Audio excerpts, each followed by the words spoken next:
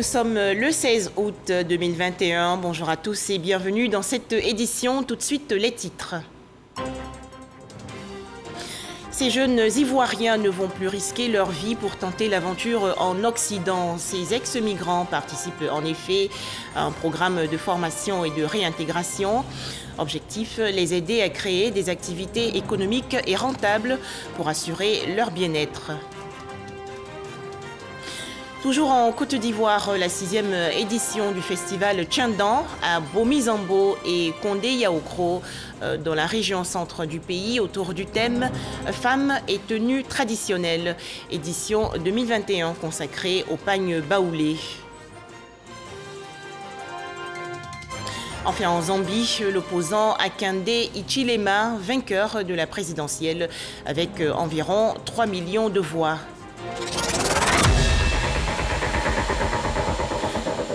Les populations de Côte d'Ivoire appelées à la vigilance et au strict respect des mesures d'hygiène, notamment le lavage des mains avec de l'eau et du savon, après la découverte le 14 août dernier d'un cas positif de maladie à virus Ebola. Il s'agit d'une jeune femme de 18 ans en provenance de Guinée-Conakry. La patiente a été placée à l'isolement au centre hospitalier universitaire de Trècheville. Le ministère de la Santé, de l'Hygiène publique et de la couverture maladie universelle souligne également que le pays dispose de vaccins contre Ebola. Le coronavirus toujours d'actualité, alors respectons les gestes barrières et surtout faisons-nous vacciner.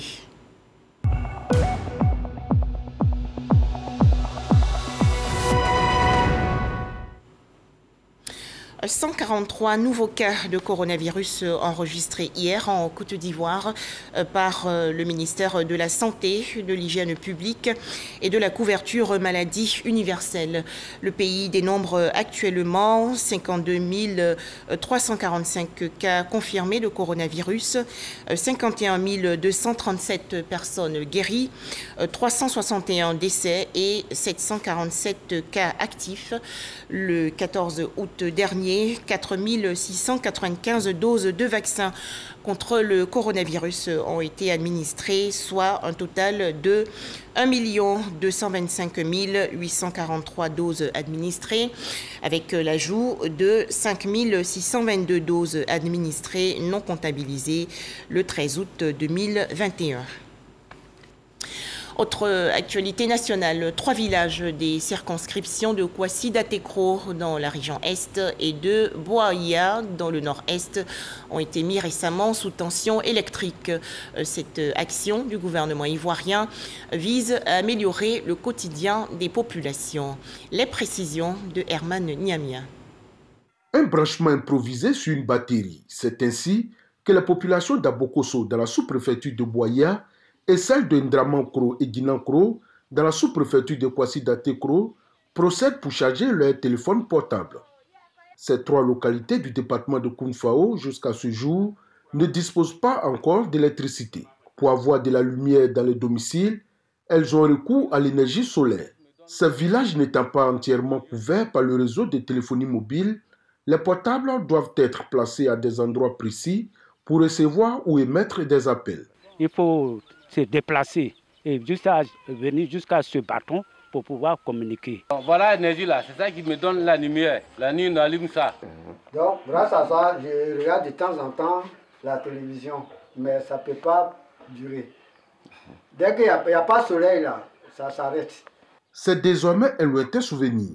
Grâce à la politique d'électrification de toutes les localités du pays disposant d'au moins 500 habitants initiés par le président de la République, ces 3 villages viennent d'être connectés au réseau électrique national. La forêt nous entoure. Donc, à partir de 19h, c'est l'obscurité totale. Vous ne pouvez même pas voir à 10 mètres de vous. Aujourd'hui, c'est un grand jour. Comme dirait l'autre, c'est le jour de notre jour. Merci de nous sortir du sous-développement. C'est le député des circonscriptions de Kouassi-Datekro et de Boaïa, représentant le ministre d'État, ministre de l'Agriculture et du Développement rural, qui a procédé à la mise sous tension des 3 villages. Sur les 40 villages qu'a ma circonscription, on a presque, disons, 34 villages qui sont déjà électrifiés. Il y a 6 villages qui restent, qui sont en cours d'électrification. On ne peut que dire merci au chef de l'État, merci pour l'action qui fait pour nos parents. Désormais l'électricité acquise, la population des 3 villages plaide pour l'obtention de l'eau courante, de centres de santé et le reprofilage des pistes afin de leur offrir les commodités du développement. À Assoum, village situé dans la région nord-est, l'inauguration il y a quelques jours d'une pompe à motricité humaine. Infrastructure réalisée par l'ambassade d'Allemagne en Côte d'Ivoire. Alors, dans ce reportage de Herman Niamien, les populations se disent heureuses de recevoir de l'eau potable. Ce geste du président du conseil régional de Bunkani représente un véritable soulagement pour les habitants d'Assoum 1, village situé à environ 10 km de Bouna. Les femmes de cette localité n'auront plus à parcourir des kilomètres pour avoir de l'eau potable lorsque l'unique pompe du village tombera en panne. Grâce au conseil régional de Bunkani, le village vient d'être doté d'une pompe à motricité humaine. Une joie pour les populations qui n'ont pas manqué de traduire leur gratitude à leurs bienfaiteurs. Avant, quand il n'y a pas de pompe là, les femmes là souffrent même. Souvent, les femmes là peuvent quitter à 4 h du matin ou bien à 3 h du matin jusqu'à elles dorment au marigot. Donc aujourd'hui, Dieu merci, on a prié Dieu jusqu'à... Donc on a eu pompe là aujourd'hui, vraiment. On ne sait pas ce qu'on a dit après. Tout le monde est content. Remettant l'ouvrage aux populations, le président du conseil régional de Bunkani a souligné que cette infrastructure a pu être réalisée grâce à l'ambassade d'Allemagne en Côte d'Ivoire. Ce besoin nous a été exprimé il y a peu et donc nous avons sollicité un partenariat avec des structures qui étaient à même de pouvoir nous accompagner parce que nos capacités sont assez faibles par rapport aux besoins de nos populations.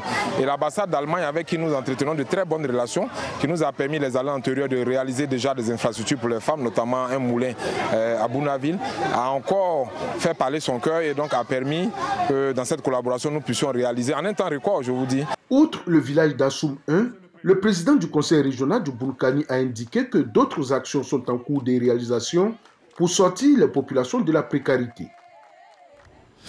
Toujours en Côte d'Ivoire, une nouvelle mosquée pour la communauté musulmane de Yorodougou dans la région ouest. Cet édifice religieux est un don du ministre de l'Intérieur et de la Sécurité, le général Vagondo Diomandé, également cadre de la région du Tonkwi. Pour en parler, Eve Bouy.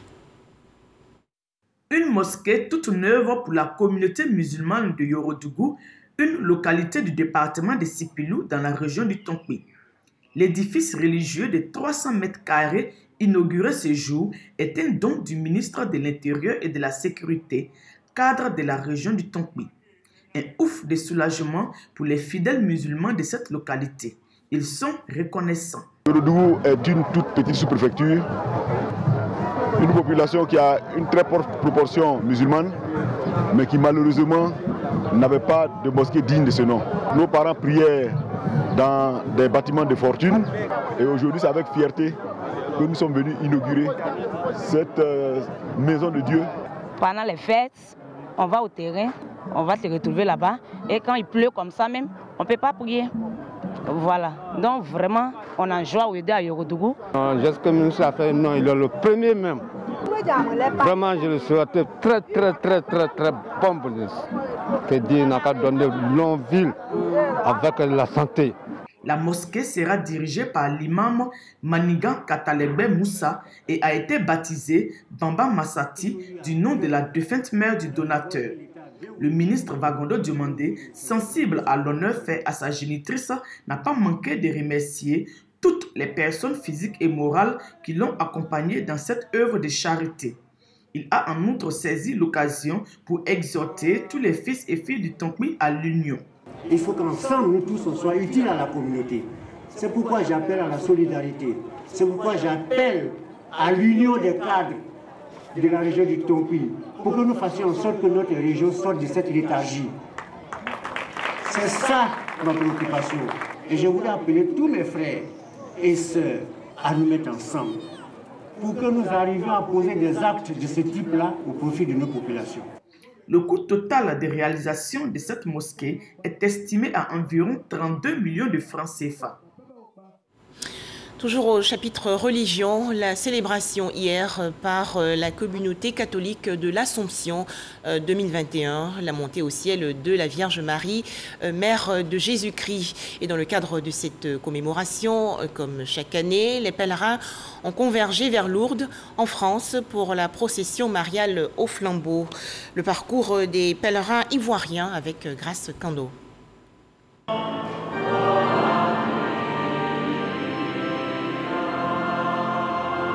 Aujourd'hui, s'est ouverte la porte du paradis. Marie est entrée dans la gloire de Dieu. Je voudrais bénir le nom du Seigneur qui a permis que nous soyons aujourd'hui à Lourdes. Lourdes qui est une ville emblématique où la Sainte Vierge s'est manifestée depuis toujours, où elle est apparue, où elle a guéri des malades. Alors aujourd'hui, le Seigneur nous a permis d'être là pour encore venir lui rendre grâce pour tout ce qu'elle continue de faire. Nous devons vivre à l'image de Marie, elle qui intercédait toujours, qui gardait toujours les prières dans son cœur et les portait vers son Fils. Son Fils qui ne lui refusait rien pourra ensuite nous accorder les grâces que nous lui demandons. Nous aussi, nous prions afin que la grâce de Dieu se manifeste à nous par Marie. Basilique souterraine Saint-Pie X de Lourdes, c'est ici que la messe de l'Assomption a été dite, une célébration eucharistique présidée par Monseigneur Michel Aupetit, archevêque de Paris. Les fidèles chrétiens du monde entier, venus d'Afrique, d'Europe, d'Asie, d'Amérique ou d'Océanie, ont communié dans la joie et dans un grand élan de fraternité. La Côte d'Ivoire, comme chaque année, était bien présente à cette célébration. Chaque année, nous envoyons des pèlerins à Lourdes. Nous avons au total 230. Les autorités ivoiriennes, avec à leur tête le président de la République, est aux côtés de toutes les obédiences religieuses. Marie, Mère de Dieu, rejoint son Fils Jésus dans les cieux. Grâce à son ascension, le chrétien trouve en elle l'intercession nécessaire pour atteindre le Christ. Retour en Côte d'Ivoire où des ex-migrants participent à un programme de formation et de réintégration. Ce projet va permettre à ces jeunes femmes et hommes de créer des activités économiques et rentables pour assurer leur bien-être. À l'avenir, ils ne vont donc plus ressentir la nécessité d'émigrer à nouveau. Serge Collia. Des jeunes filles et jeunes hommes en pleine activité champêtre. Ils essaient de mettre en pratique les techniques culturelles de la tomate. Technique apprise pendant 6 mois au groupe des IAE. Cette école de formation, située à Azaguié, à 40 km d'Abidjan, est le point de chute de 100 ex-migrants. Après avoir vécu les péripéties et misères de l'aventure vers l'Europe, ils sont rentrés au pays grâce à l'OIM, l'Organisation internationale pour les migrations. C'est le cas de Sekou, 2 ans passés au Maroc, avant de renoncer. Je me suis rendu dans le local de l'OIM à Rabat. Ils m'ont fait venir volontairement et ils ont décidé de nous intégrer. On fait la tomate ici au sol et de l'autre côté on fait le piment. On a aussi appris les pépinières de palmiers. Ça c'est la culture industrielle. Ici ils vont nous suivre jusqu'à ce qu'on ait la main. Depuis 2018, le groupe dirigé par Séraphin Koua, expert en entrepreneuriat, abrite et exécute le projet de réintégration des ex-migrants de retour au pays. Il est financé par l'Union européenne avec l'appui technique de l'OIM. C'est nous qui avons choisi les secteurs d'activité. J'ai choisi l'agriculture parce que Papa Oufoué disait que le succès de ce pays repose sur l'agriculture. Et je pense que l'agriculture est un secteur pourvoyeur d'emploi. Le bâtiment parce que tout est à reconstruire dans notre pays et je pense que c'est aussi un secteur pourvoyeur d'emploi. Concernant le choix, ce sont des migrants, donc c'est l'OIM qui fait le profilage. Ici, il n'y a pas que les ex-migrants. 50 jeunes issus de la communauté ont été intégrés. Chantal en est une. Elle a choisi la production animale option poulet de chair. Au quotidien, elle et ses camarades veillent à l'alimentation et à la croissance des poussins. Allez, venez manger. Au fait, on a une relation intime avec le sujet. En les parlant, en les observant, parce que souvent ils sont malades et ils sont dans leur coin. Il n'y a pas de problème pour le moment. Ça va, tout va bien. 5 fermes, 2500 sujets, soit 7500 poulets de chair au total, livrables après 45 jours. Yves Rodrigue, l'encadreur, fait partie de la première promotion de 50 ex-migrants. Il connaît toutes les ficelles du métier et veut en faire autant pour ses élèves. On ne fait que donner ce qu'on a reçu de meilleur.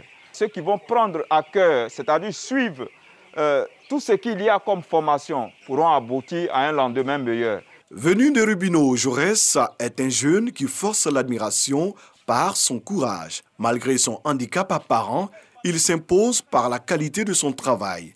Son engagement est une vraie leçon de vie pour les ex-migrants. Ce que j'aimerais faire comprendre à mes frères, c'est qu'être un handicapé n'est pas une fatalité pour une personne. Quel que soit le domaine, j'arrive à m'exercer. On doit comprendre que même l'handicapé a sa place dans la société. À Zaguié, nous découvrons la culture du piment, appelé piment Bigson, une variété rentable pour les jeunes, déterminés à s'en sortir rapidement. Les gens demandent beaucoup sur le marché. Le prix minimum, c'est 2500 par kilo. Une personne qui veut se donner vraiment là, à moins d'un an, en tout cas, vraiment, il peut s'occuper de lui-même à sa famille. Hein. Une autre filière prisée reste le bâtiment et les nombreuses spécialités qui en découlent.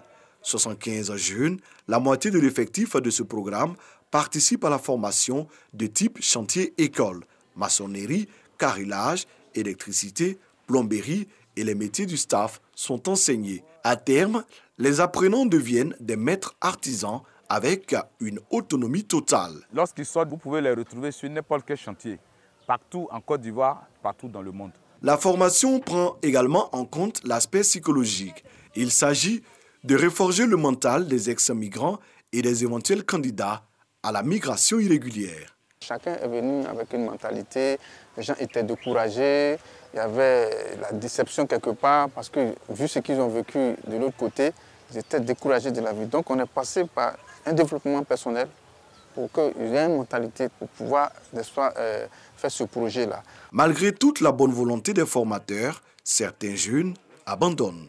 Là où on parle, là, certains qui sont retournés, il y a certains qui sont repartis. Il y en a qui ne sont pas motivés. Il y a certains aussi pour des soucis de comportement peu recommandables ont dû se retirer du projet aussi. On a des indicateurs quand même. On se dit que pour être satisfait de la réussite du projet, il faut qu'on ait au moins un taux de moins de 10% d'abandon. Alors que nous n'avons pas encore atteint les 5% même d'abandon. Pour Séraphin Koua, ce programme novateur doit pouvoir inspirer un modèle à l'échelle nationale. On peut dupliquer ces résultats-là dans les 33 régions en Côte d'Ivoire. Ça nous fait beaucoup de jeunes qu'on peut insérer. J'encourage l'État à utiliser cette voie, cette approche. J'ai toujours été contre, je le dis aujourd'hui, qu'on remette l'argent directement aux jeunes. À Zaguié, l'espoir est de nouveau permis pour ces jeunes ex-migrants. Apprendre un métier, s'imprégner de notions entrepreneuriales pour ensuite se prendre en charge. Depuis 2018, 200 apprenants ont bénéficié de ce programme d'autonomisation des jeunes. Toujours en Côte d'Ivoire, cette journée d'entraide et de cohésion organisée récemment dans la commune de Yopougon par l'association des épouses de militaires, l'AMC. Des veuves éprouvées par la pandémie à coronavirus ont ainsi reçu des vivres et non-vivres. Noël Dagnogo et Walter Amadou. Un sketch exécuté pour démontrer les difficultés auxquelles sont confrontées les veuves des militaires. C'est à cet effet que l'AMC, Association des épouses de militaires de Côte d'Ivoire, a organisé la journée de solidarité et de cohésion en faveur des femmes démunies éprouvées par la pandémie de la COVID-19.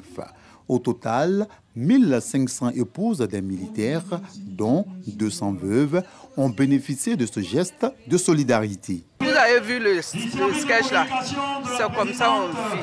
Ma joie est grande parce que maman Dumia et papa Dumia vraiment nous viennent à nos secours.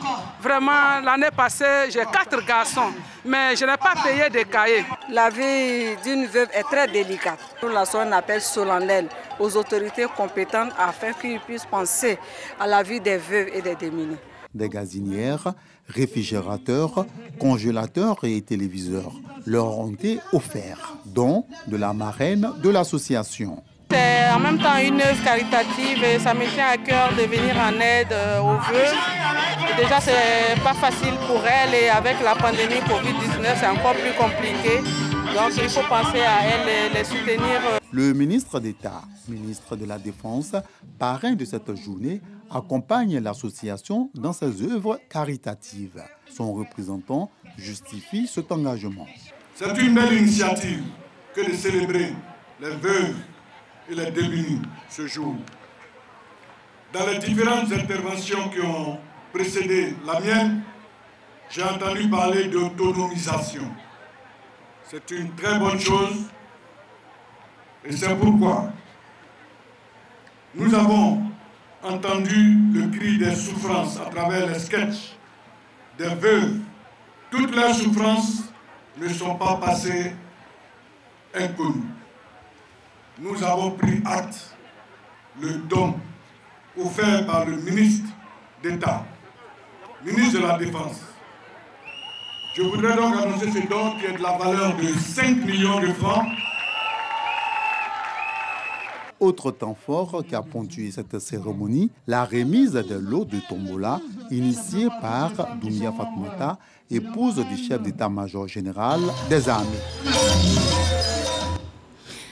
Deuxième titre de ce journal, l'ouverture le 13 août dernier du festival Tchandan à Bomi-Zambo et Condé-Yaokro dans la région centre. Il s'agit de la 6e édition. Thème retenu, femmes et tenues traditionnelles. Pour cette année 2021, le pagne baoulé est mis en premier plan. Les détails, Issaïeo. Le Kinkpli, prestation d'artistes du terroir, c'est dans cette ambiance festive que le festival Tchandan, grand jour en langue baoulée, a ouvert ses portes à Bomi-Zambo et Condé Yaokro, deux villages de la tribu Bomi, situés à 6 km de Tiébissou. Au cours de ce rendez-vous, la valorisation de la culture à Caen, le pain tissé baoulé était à l'honneur. À l'origine, les femmes étaient chargées de la filature. Certes, aujourd'hui, cette action de filature se fait de façon industrielle, mais les femmes sont les premières dans la promotion du pain traditionnel. Ce sont elles qui portent le plus le pain traditionnel et pratiquement toutes les commerçantes de pain traditionnel sont des femmes. Et donc, mettre les femmes en avant, c'est vraiment essayer de leur rendre un peu de ce qu'elles donnent aux artisans et ce qu'elles donnent à la culture du pain et du pain tissé. Comme il est de coutume depuis la création de ce festival, un thème retient toujours l'attention des festivaliers. Pour cette 6e édition, femmes et tenues traditionnelles est le thème retenu pour mettre en éveil la gente féminine. Le grand défi reste la labellisation de ce pain traditionnel en vue de promouvoir les tisserands de cette zone. La ministre Anne Désiré Ouloto, portant le nom de Nana Amena Dan, reine du peuple Bomi, compte jouer sa partition. Elle profite de l'occasion pour indiquer que ce festival est un instrument d'intégration des peuples en Côte d'Ivoire. Une femme, ouais, reine, au centre, dans la tribu Bomi. Quel bel exemple de cohésion sociale et de vivre ensemble. Et je crois que cette image magnifique du vivre ensemble est celle que nous renvoie le pagne baoulé. Et je voudrais saluer le peuple Bomi et tous ceux de cette tribu de Tiébissou qui ont bien voulu donner l'exemple, cet exemple du vivre ensemble, cet exemple de fraternité, cet exemple de cohésion sociale. Le festival Tchandan, c'est aussi ce concours du doigté magique des couturiers dans la mise en œuvre de la valorisation du pain baoulé. Cette 6e édition a été remportée par Momote, style couture de Yamoussoukro. Un tout autre sujet à présent avec la fin des phases régionales de l'émission de vacances Variétoscope 2021. Une création, vous le savez, de votre serviteur, la radiodiffusion télévision ivoirienne, la RTI. Les phases régionales de Variétoscope 2021 se sont achevées à Adiaké, dans la région sud du pays. 20 groupes ont été retenus pour les manches éliminatoires qui vont débuter le 21 août prochain. Le point par Gassoro Kone.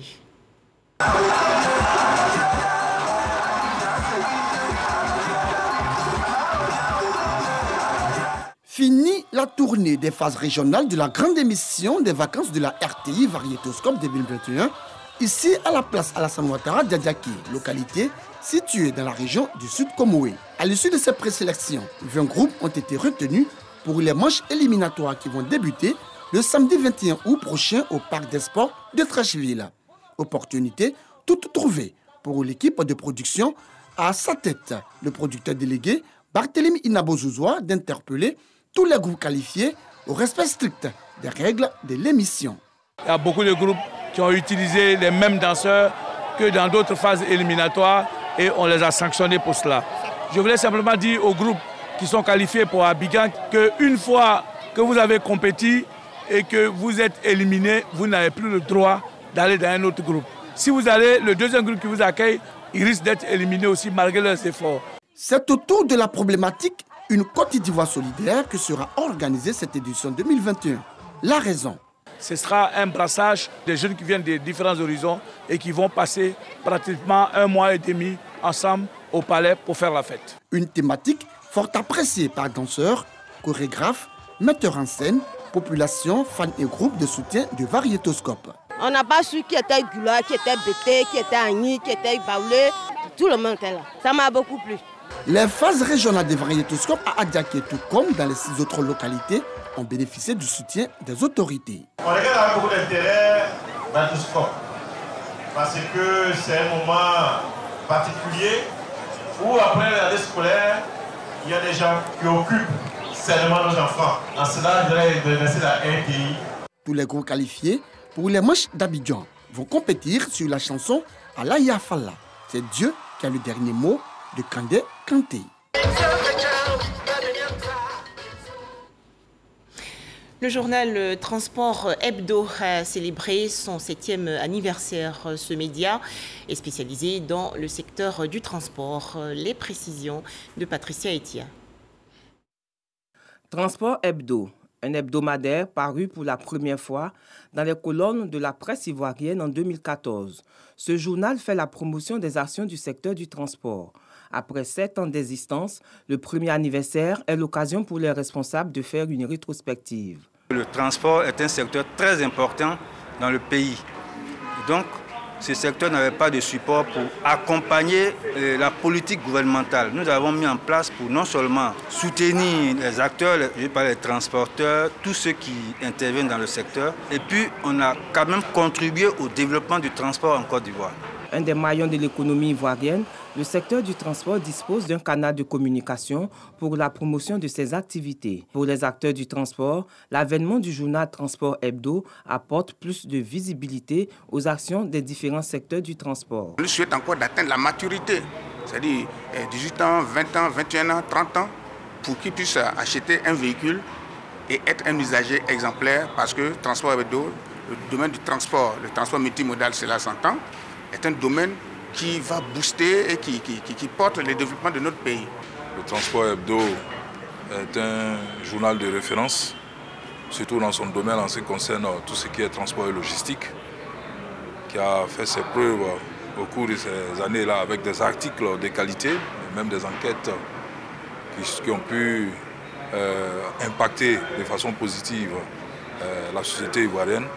Conférences, débats, panels ont meublé la célébration du 7e anniversaire de Transport Hebdo. Ce sont plus de 7000 exemplaires imprimés par semaine et 4000 vendus.